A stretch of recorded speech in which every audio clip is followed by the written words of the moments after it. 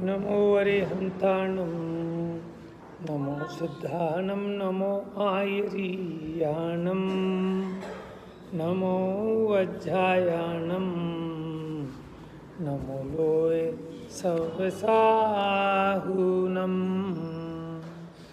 एष सुरासुरमणुसिन् वन्दितं धोधघायिकं ममलं प्रणमामि वड्डमाणं तीर्थं धम्मस्य कर्तारम्।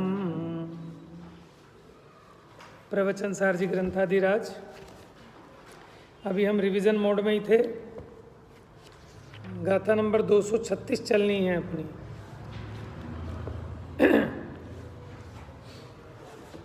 सीधा आज गाथा 236 प्रारंभ करते हैं। इसके पहले श्रामण्य एकाग्रता का नाम है, समता भाव का नाम श्रामण्य है।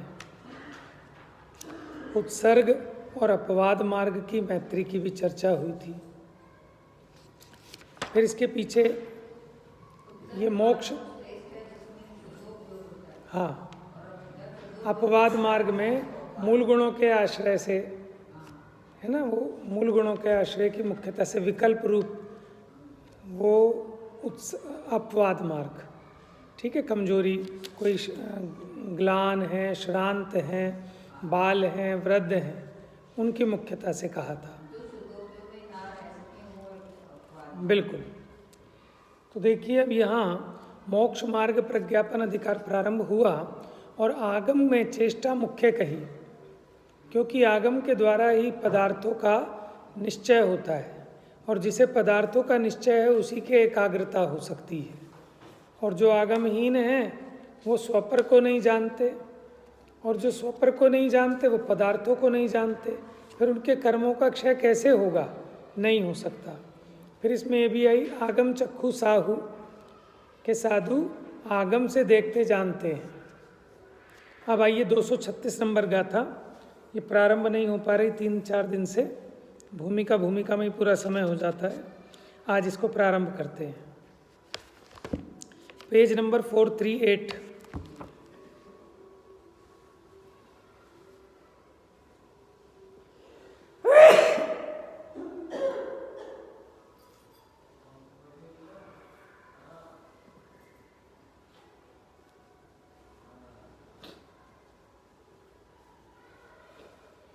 आइए पढ़िए 236 नंबर गाथा। आगम पुव्वादिठी ना भवति जस्सेह संजमो तस्स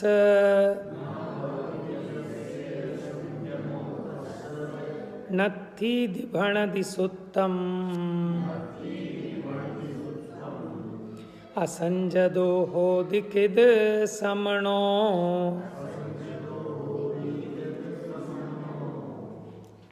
देखिए क्या कहते हैं, आगम पुव्वा दिट्ठी न भवदि जस्सेह संजमो तस्य।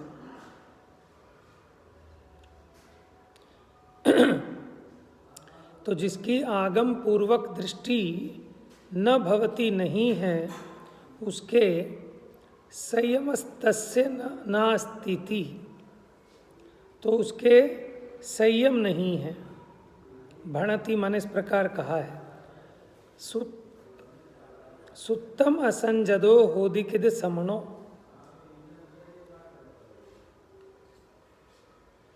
भणति सुत्तम, भणति माने कहा गया है, कहता है। सुत्तम माने सूत्र, माने जिनवाणी। और क्या कहते हैं, सूत्रम असंयतो, यानी सूत्र असंयतो। असंयत भवति कथम श्रवणः, और असंयत वो श्रवण कैसे हो सकता है? माने जो असंयत है वो श्रवण नहीं हो सकता। देखिए इसका हिंदी पद्यानुवाद भी पढ़ता हूँ।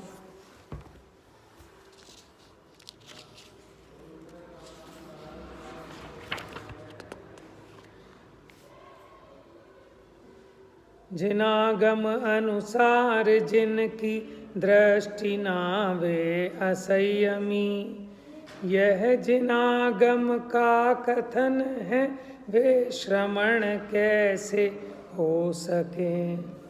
देखो इसमें इम्पोर्टेंट बात क्या है कि जिनकी आगम पूर्वक दृष्टि नहीं है वो संयमी नहीं हो सकते। क्यों नहीं हो सकते? क्यों नहीं हो सकते? देखो अभी बाहर की तरफ से अगर देखें जिसकी आगम पूर्वक दृष्टि नहीं है उसे आलू में जीव तो दिखेंगे नहीं।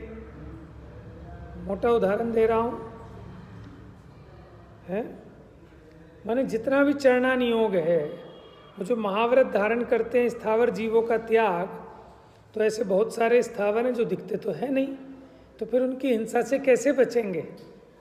उनकी हिंसा से विरत कैसे होंगे अगर वो आगम दृष्टि नहीं है? अगर आगम के द्वारा उन्होंने जीव समाज को जाना है, जीवों के उत्पत्ति स्थानों को जाना है, तभी तो उसकी दया पाल सकते हैं। दया दया सबको ही कहे, दया न जाने कोय, जीव ठाण जाने बिना दया कहाँ से होए। माने जीवों की उत्पत्ति कहाँ कहाँ हो जाती है, अगर आपको यही नहीं पता है तो आप जीवों की दया कैसे पालोगे? ये तो बाहर की बात। और भीतर में आगम के द्वारा ही तत्वार्थों का निर्णय होता है, और तत्वार्थ का निश्चय होने पर ही राग द्वेष का अभाव हो सकता है। जिसको पदार्थ का निर्णय नहीं है उसके राग द्वेष का अभाव नहीं हो सकता। क्यों? क्योंकि उसे तो वो सामने वाला ही दोषी दिखता है, उसको पता ही नहीं है क्या कि कर्म का उदय मेरा है, अथवा मेरा ही स्वयं का अज्ञान मोह राग द्वेष वो मेरे दुख का कारण है। ये सामने वाले प्रतिकूल संयोग ये मेरे दुख के कारण नहीं है। ये किसको दिखेगा? जिसकी आगम दृष्टि होगी, जिसने आगम को देखा है। ठीक है, आगम से तत्वों के स्वरूप को जाना है। तो इसलिए बात समझ में आ गई कि जिसकी आगम पूर्वक दृष्टि नहीं है उसके संयम नहीं है, इस प्रकार सूत्र कहता है। और जिसके संयम नहीं है फिर वो श्रवण कैसा, ये इस गाथा में कह रहे हैं। गाथा फिर दोबारा पढ़ेंगे। आगम पुव्वा दिट्ठी न भवति जस्सेह संजमो तस्,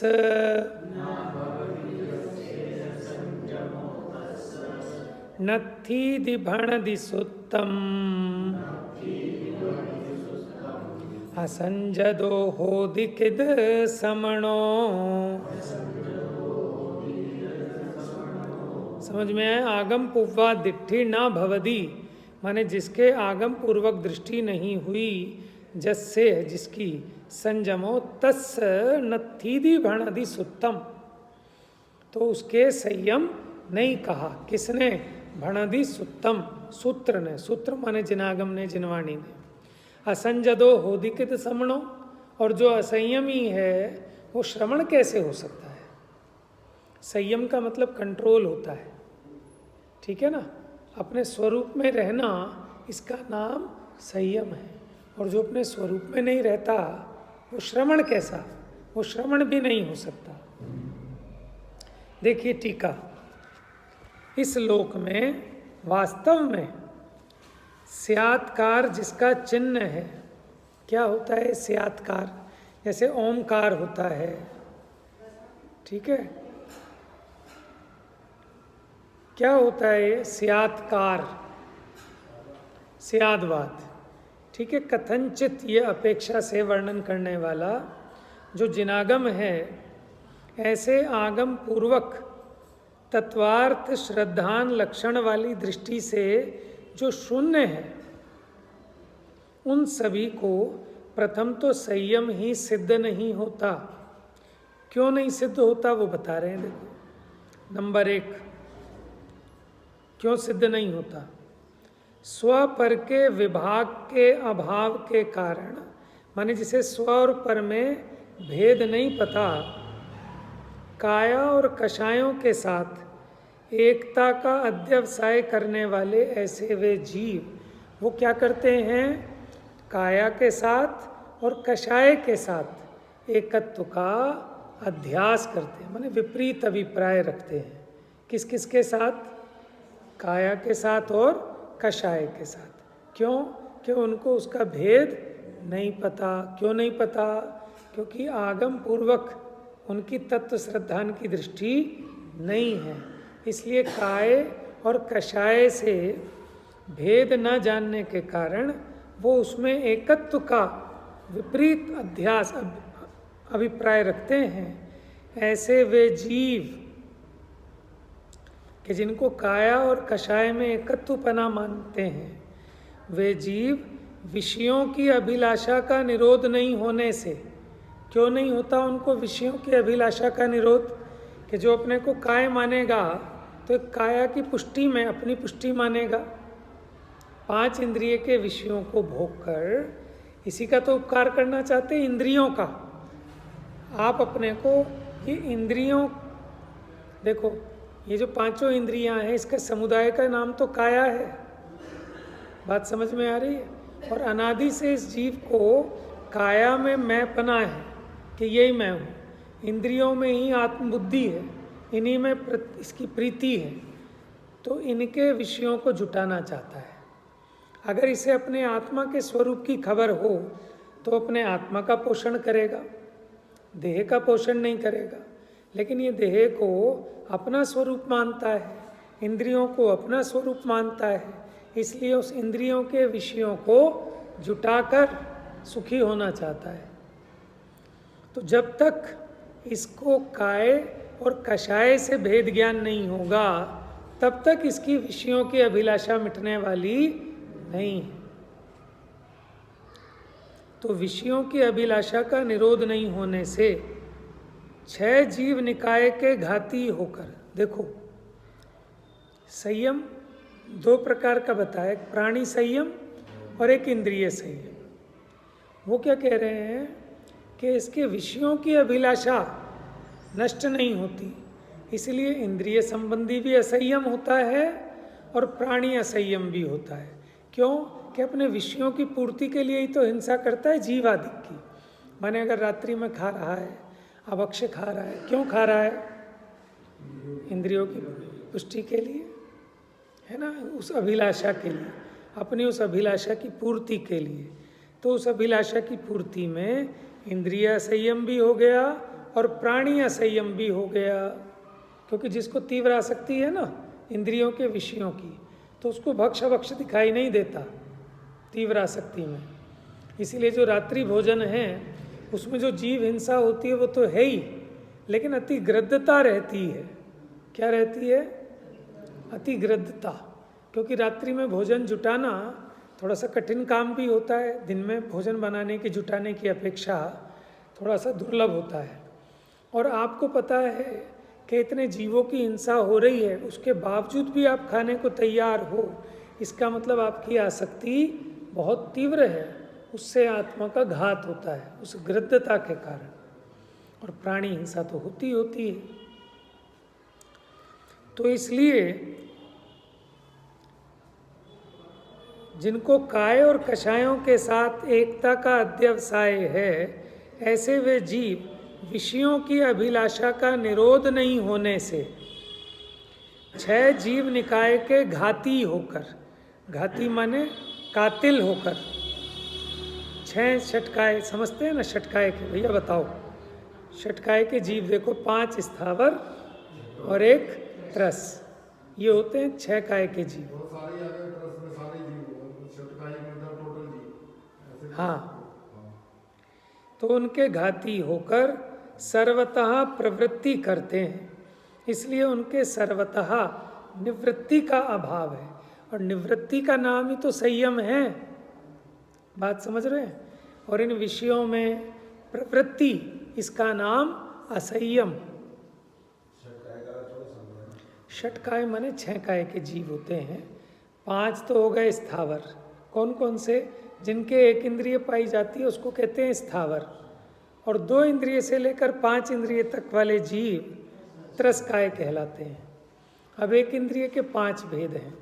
पृथ्वी ही काया है जिनकी, वो पृथ्वी कायिक, जल कायिक, अग्नि कायिक, वायु कायिक, वनस्पति कायिक, ठीक है। और त्रस में 2 इंद्रिय, 3 इंद्रिय, 4 इंद्रिय, 5 इंद्रिय। 2 इंद्रिय में देखो कोई एग्जाम्पल बताओ। जैसे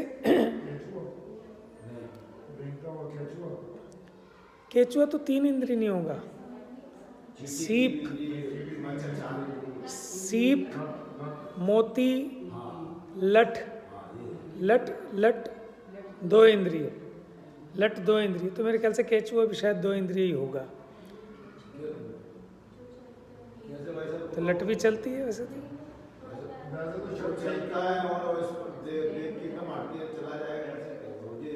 देखो अब आप अपने आप समझ लेना, मैं कुछ एग्जाम्पल देता हूँ।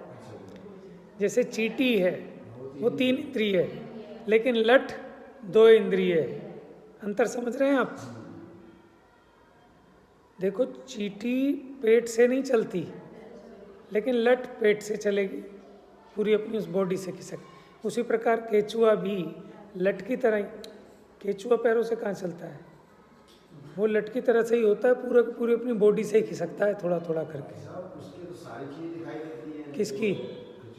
तो लटकी भी तो दिखाई देती हैं। लटकी कैसे दिखाई? तो उसमें ऐसा कोई ऊपर जाती है, जैसे क्या कहते हैं, जैसे अपन सफाई करते नहीं तो उसमें वो दिखाई ना देती। चावल में निकलती है ना लट, हाँ, सफ़ेद सफ़ेद सी होती है। कीड़ा कहते हैं छोटा। हाँ, छोटा सफ़ेद सा है ना वो। और क्या आप किसे समझ रहे हो लट? नहीं नहीं, वो नहीं। सैनी पंचेंद्रिय, हालांकि उसमें कुछ असैनी भी कहे हैं, लेकिन अपन उसका भेद नहीं कर सकते। वो तो सैनी पंचेंद्रिय कहे।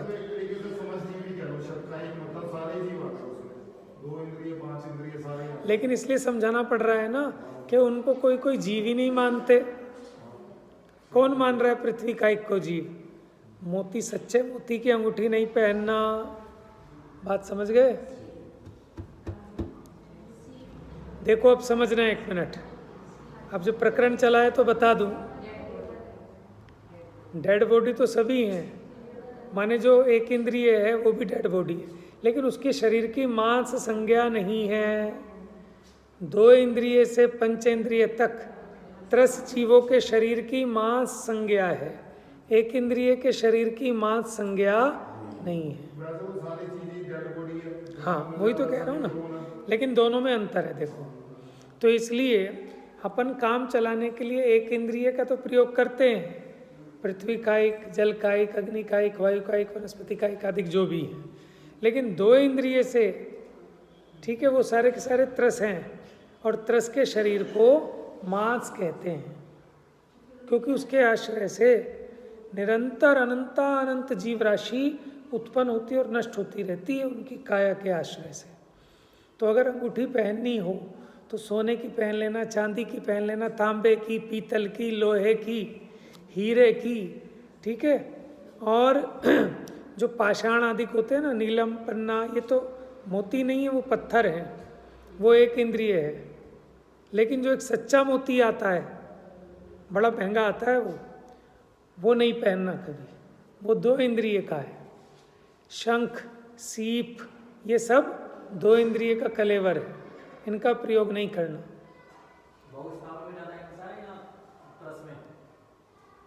देखो ऐसा है, सुनो, वैसे तो आचार्यों ने कहा कि जिसके प्राण अधिक हो गए उसमें हिंसा अधिक है, लेकिन अब आप ये पूछना चाह रहे हो कि हमारे सामने एक तो त्रस है और अनंत स्थावर हैं, समझ में आया?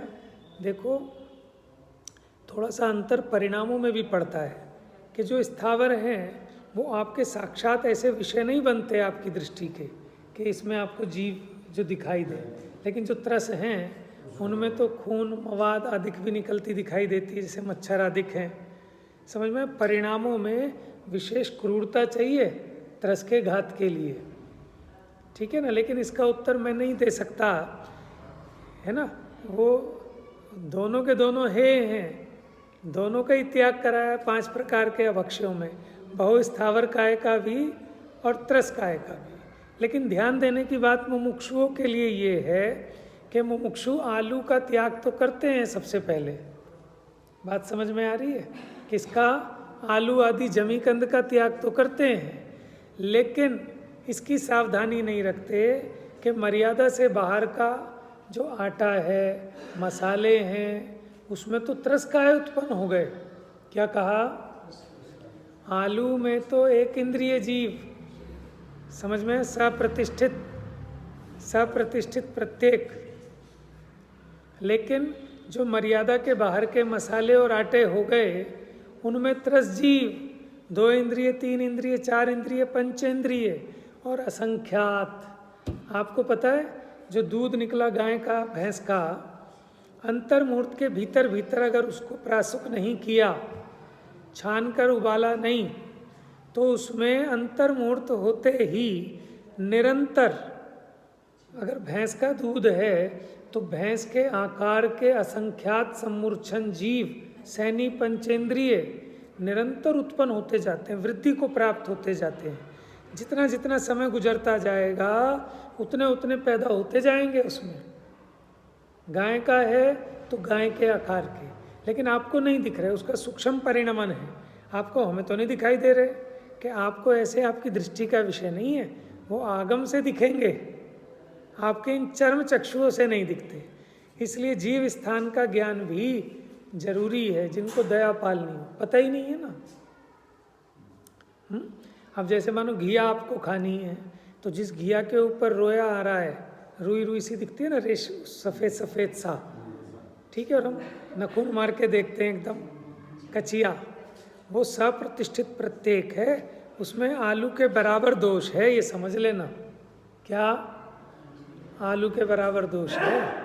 और छाट छाट के कैसी लाते भैया, कच्ची कच्ची दियो।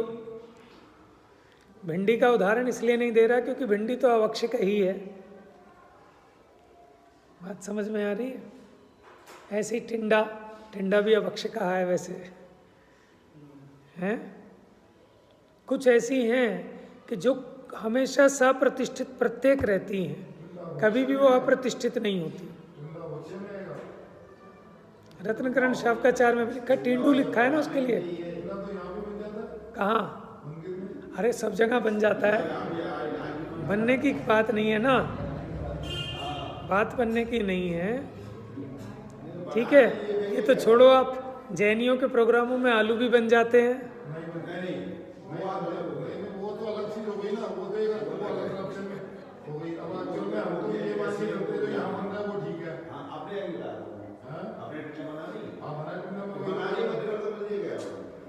सुनो, टमाटर भक्ष्य है कि अभक्ष्य है? अभक्ष्य है, समझ में आया? भिंडी भी अभक्ष्य है। अच्छा, आप एक बात बताओ, आप अपने घर में सेम बनाते हो, ठीक है, तो कितनी सावधानी से बनाते हो। एक 200 ग्राम साफ करने में ही आपकी हवा खराब हो जाती होगी, है? और बहुत साफ साफ देखते देखते उसको खोल के जो बिल्कुल साफ दिख रही है उसमें भी कीड़ा निकल आता है। समझ में आया? अब जहाँ 400 व्यक्तियों के लिए भोजन बनाया जा रहा है, आप क्या उम्मीद कर रहे हो? माने वो देखने शोधने वाले कौन लोग हैं, वो क्या देखेंगे शोधेंगे, उनका तो धंधा है। आपने सामग्री तो शुद्ध दे दी, लेकिन बनाने वाला कौन है? चलो उनकी छोड़ दो, अपने अपने कलेजे पे हाथ रख लो। आपको अगर 100 आदमियों का खाना बनाना हो, ठीक है, आप कैसे देखोगे? और मटर देखिए ना, आपने मटर कैसे छिलती है। कोई मेहमान आना हो, आपने अपने घर में बनाना हो 10-20 लोगों के लिए, तो औरतें बातें बनाती जाएंगी, मटरें छिलती जाएंगी। देख रही हैं ध्यान से? तो आप दूसरों से कैसे उम्मीद रख सकते हो?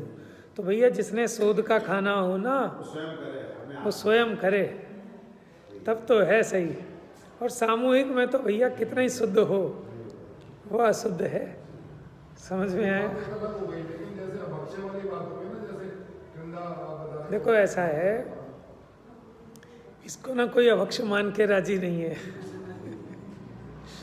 इतना प्रचलित हो गया, और जो कोई इसको अभक्ष्य कहे, लोग उसी को गलत कह देंगे कि तुम गलत कह रहे हो। समझ में आया? फिर आप कहोगे क्या क्या छोड़ें? और सुन लो, पता तो होना चाहिए ना।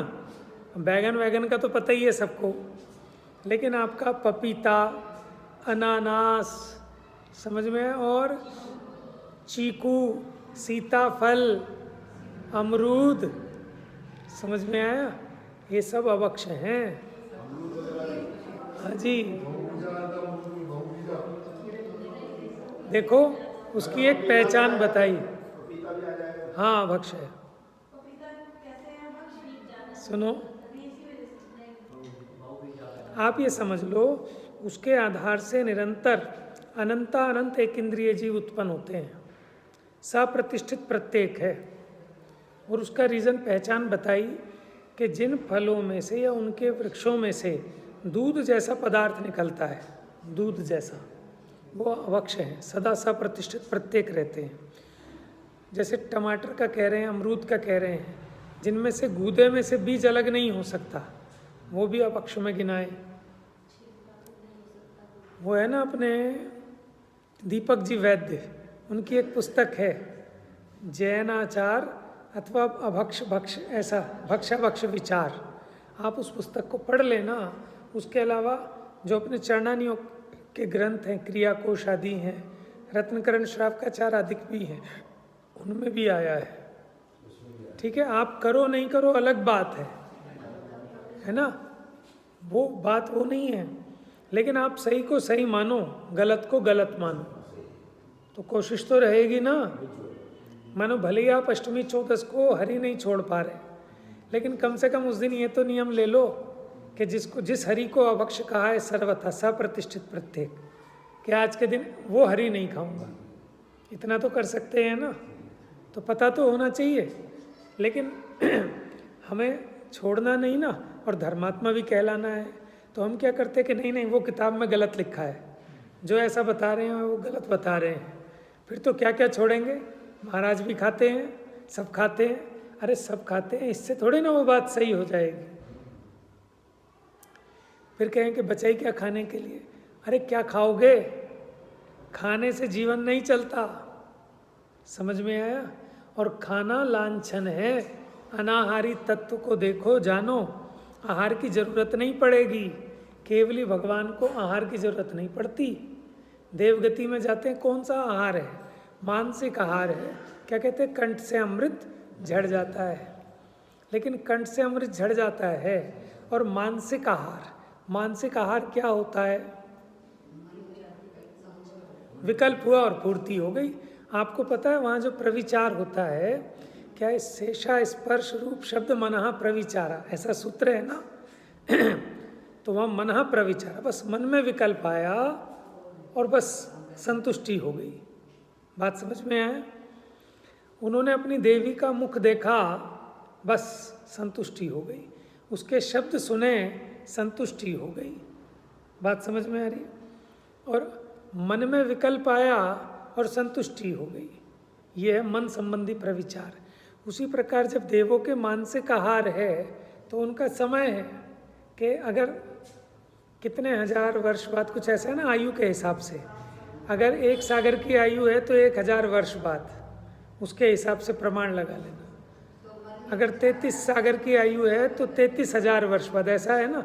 ऐसे ही श्वास का भी है कि उतने पक्ष बाद, अगर एक सागर की आयु है तो एक पक्ष बाद श्वासोच्छ्वास आएगी। आप पूछो, क्या पूछ रहे हो। देखो कई बार क्या है, जो कथन होते हैं ना वो सामान्य और स्थूल कथन होते हैं। कंठ से अमृत झड़ जाता है, पढ़ने में आता है ऐसा, लेकिन दूसरी तरफ उनको मानसिक आहार कह रहे हैं। तो अगर हम थोड़ा सा बुद्धि से विचार करें तो ये भी समझ में आता है कि उनको, अगर एक सागर की आयु वाला देव है तो 1000 वर्ष बाद एक बार उसको विकल्प होता है, और विकल्प होते उस विकल्प की पूर्ति हो जाती है। पूर्ति कैसे हो जाती है कि इसका मतलब जरूरी नहीं है, हम नहीं कह सकते कि कंठ से अमृत ही झड़ेगा तो फिर उसको मानसिक थोड़ी कहेंगे, समझना। अगर कंठ से अमृत झड़ गया तो फिर वो मानसिक थोड़ा ही है। मानसिक तो होता है कि बस मन में एक विकल्प आया और उसकी पूर्ति हो गई। मानसिक आहार कहा है ना। तो इसलिए देखो, जितनी दालें हैं आप सारी दालें खा सकते हो, सबसे निर्दोष हैं। समझ में आया। और जब जैनियों के इतने पुण्य का उदय है कि वो 10 रुपये किलो की सब्जी, 20 रुपये किलो की, 40-50 रुपये किलो की सब्जी खाने की क्या ज़रूरत है। आप 200 रुपये किलो की दाल खा सकते हो। आप ड्राई फ्रूट खाओ, और उससे फायदा ये सबसे उत्तम है। डॉक्टर के साथ बताया तो इसमें कैल्शियम सबसे ज़्यादा दाल में बताती है खाने के लिए। ठीक है, डॉक्टर की तो रहने ही दो, डॉक्टरों की तो अलग अलग कहानी है सबकी। नहीं, ऐसा है, दोष नहीं है, आप उसको देखकर शोध कर खाओ, क्योंकि जो काजू है उसमें ज़्यादातर कीड़ा निकल आता है, तो आप इसलिए बाजार से भी लाएं तो 2 फाड़ वाले लाएं। अच्छा, काजू की, अच्छा, मतलब उसको भिगो के रखते हैं क्या? वो काजू छिलके सहित होता है, छिलके सहित काजू किसने देखा है? देखा ही नहीं होगा, देखा है ना? तो वो छिलका उतारने की कोई प्रोसेस होती होगी कि वो प्रोसेस बहुत गलत है, दीदी जैसा बता रही हैं, इस वजह से उसको अभक्ष कह देते होंगे। हाँ भैया, मखाने तो अभक्ष हैं। क्यों दीदी, मखाने अभक्ष हैं क्या? हाँ,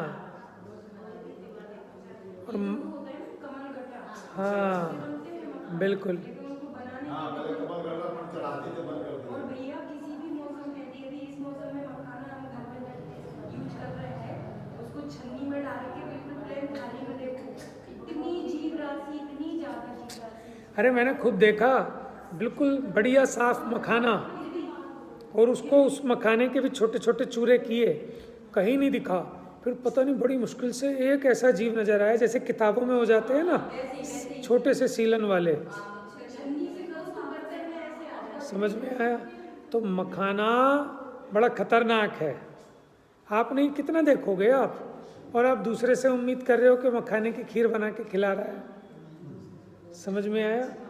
तो कदाचित न रहा जाए तो खुद अपने हाथ से शोध के चेक कर लेना, और जिस दिन आपको बिल्कुल सही दिख रहा है और फिर भी उसमें से निकल आएगा, तब आपका मन विरक्त हो जाएगा। अखरोट की मिट्टी होती है, उसको अगर उखाड़ो में बहुत सी मिट्टियों में जल्दी जीव आता है, उसमें पड़ जाता है। अखरोट में, अखरोट की मिट्टी होती नहीं, हाँ। 100 अखरोट आता है, उसमें तो नहीं निकलेगा, जो निकली हुई आती है वो यहाँ से वो कब की रखी हुई है, उसमें फाड़ो कोई चीज़ नहीं, जरूर निकलेगा। अच्छा, हाँ, भीगी में जरूर निकलेगा, ध्यान रखना। तो इसलिए टोडर में सदासुख दास जी ने ये कहा कि नगर और शहरों में रहने का फ़ायदा यही है कि जितनी आवश्यकता हो थोड़ा बहुत उतना सामान लेके 2-4 दिन के गुजारे लायक ताज़ा सामान लाकर बरते, क्योंकि बासी स्टोर करोगे ना तो परिणाम भी खराब होंगे, जीव भी पड़ते हैं आपको, उसमें कीटनाशी और ये सब डालना पड़ता है।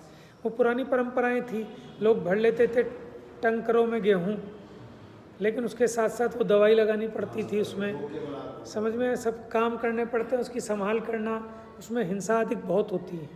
तो 2 पैसे आपके जब पुण्य का उदय है, समझ में आया? कपड़ा हल्का पहन लेना, फिजूल खर्ची कम कर लेना, लेकिन देखकर सोच कर 2 पैसे महंगा अनाज लाना, ठीक है? कोई भी खाने की चीज़, आप फल लाए, एक 100 रुपये किलो के आम मिल रहे हैं, एक 50 रुपये किलो के, लेकिन अंतर थोड़ा सा इतना है कि 50 किलो का हल्का सा थोड़ा ढीला है, तो वो खाने लायक नहीं है, उसमें अनंत रसजीव पैदा हो जाते हैं। अगर देखा ना आपने, आम कहीं से जरा सा गला हुआ है, तो वो ऐसा नहीं कि उतना निकाल के खा लेंगे, वो पूरा का पूरे में गारंटी से अनंत रसजीव हो गए हैं।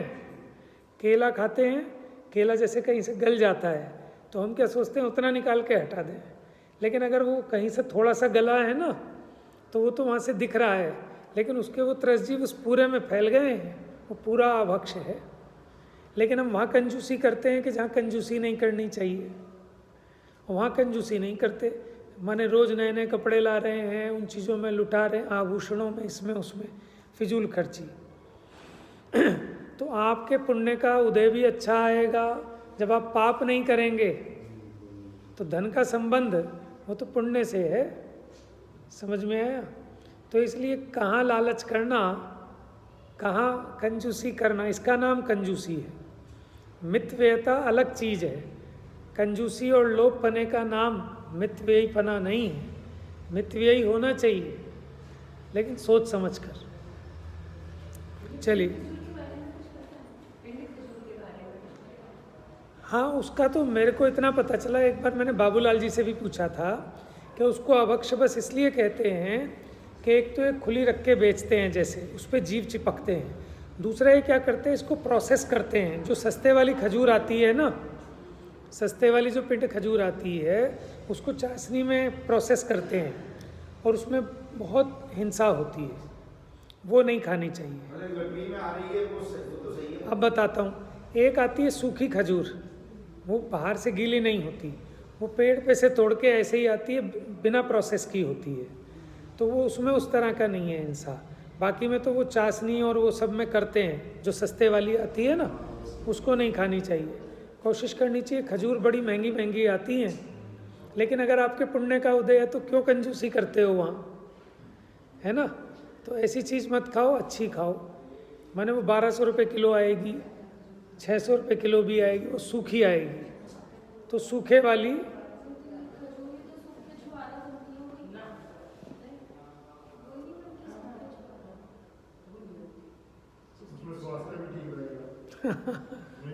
सही बात है। दवाई इतने की आप दवाई खाते हो, उससे बढ़िया उतने का आप साफ सुथरा, ठीक है ना, खुराक सही लो, साफ सुथरी लो।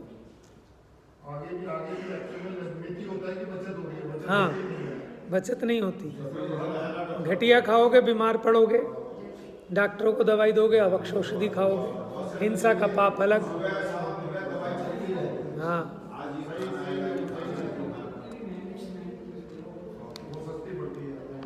कहते हैं ना, महंगा रोए एक बार, सस्ता रोए बार बार।